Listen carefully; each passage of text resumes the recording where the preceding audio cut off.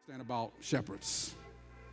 As I was researching this, I realized that when he talks about he leads me into green pastures, I've never been to the Holy Land. I plan to go one day, but I know people that have gone several times. And to be honest, there's really no green pastures. It is like dry, barren hills. And so when David's talking about this, I'm like, what are you talking about? Because I looked at pictures. I mean, it looks dry. Here's what shepherds did. Here's why David knew to trust in his shepherd.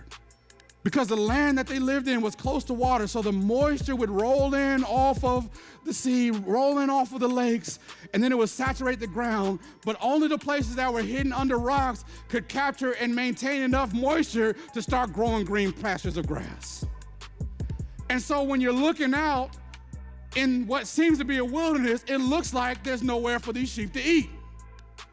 But a shepherd, some of y'all just missed it, leads them to places to where they can get just enough for the day. So he will lead them to places that are under rocks, and there's a green pasture. He will lead them on the side of cliffs. There goes another green pasture. He will lead them, and while it looks like there's never enough to supply, the sheep trusted the shepherd, because while it looks like I'm not gonna have enough, I serve a shepherd that knows how to lead me to a place where I'll be satisfied. Is there anybody in here that knows that if I just trust God, He will always lead me to a place where I can be satisfied?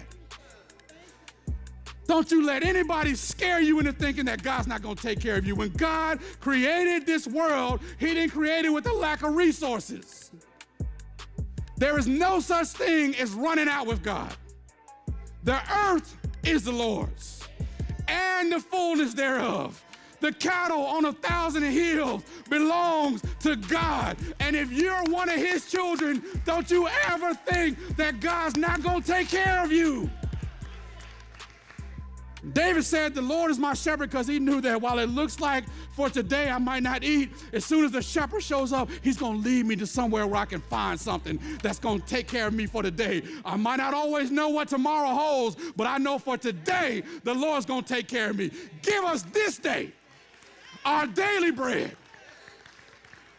God will take care of you. Don't you ever let somebody scare you into thinking that God is going to run out. God never runs out.